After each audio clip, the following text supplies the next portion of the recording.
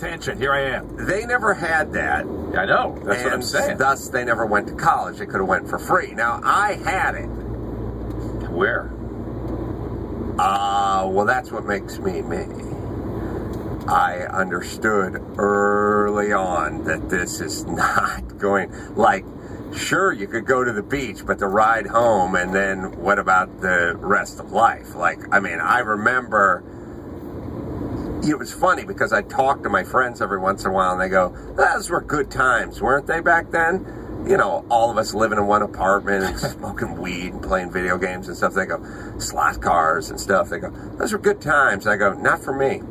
And they go, well, what do you mean? It was fun. It was fun. We didn't have a care in the world. We're 22. We're all just getting laid, smoking weed, having a good time. And I go, no, I wasn't having a good time. And they go, why not? What's not to enjoy about, smoking some weed, having a good time? It's not. And I said, I couldn't because I kept looking down the road. Yeah. And I was looking down the road, wringing my hands. I was looking down the road going, I've done the math. We live in Southern California. These houses around us cost $200,000. What would I figure? I'm making $11 an hour. I have no insurance. I have no checking. I have no savings account. I know I'm not having a good time. My truck's parked out in the street. It's not insured. If it gets hit tonight by a drunk driver or stolen, I'm screwed. Like, I just remember thinking the whole time, how am I ever going to own a house? I make $11 an hour and I have no credit. What would the other guys say when you would say that? Have a fucking beer and chill out. They just go, shut up? Well, first off, they never even really thought in those terms. But you would bring it up, though, right? I wouldn't. No, I wouldn't voice. I wouldn't voice okay. I am not having a miserable time. No. But you say, you ever think about how are we going to pay for that? Who owns that? How do they do that? Well, first off, that stuff was all just a mystery. It's just impossible. Yeah, no, you're coming from a guy who, I lived in a house that my grandmother let us live in. That's how you get a house. Yeah. You have some old woman buy it for $10,000 in 1953 and then let you sleep in it. Yeah. But that's how you get a house. Yeah, I didn't know.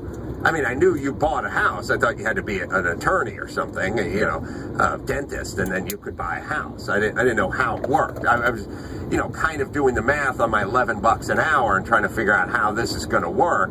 How could I, down payment? That's a $200,000 house. They need 30% down. Like, how the fuck are you going to? There's no way I could save up $60,000. Yeah. It all seems so impossible. This is, by the way. This is what you see in those inner cities and those places where they have no hope. It's just a lifestyle where you never see anybody do anything. Those guys, first off, every day is live for today. Yeah. Or it's pretty much where we came from was live for the weekend. And then secondly, the only guys, I hate to go all urban on everyone's ass, but the only guys we ever saw with the house and with the whatever, the guys who sold weed. Those the entrepreneurs were the only criminal entrepreneurs, though. Yeah, but we looked up to those guys. Yeah. That guy's making serious cash selling weed, man, and he just bought himself. He bought the house in his mom's name, so when whatever. And we just look at that guy and goes, "Wow, that guy, that's smart, man. That guy's doing good."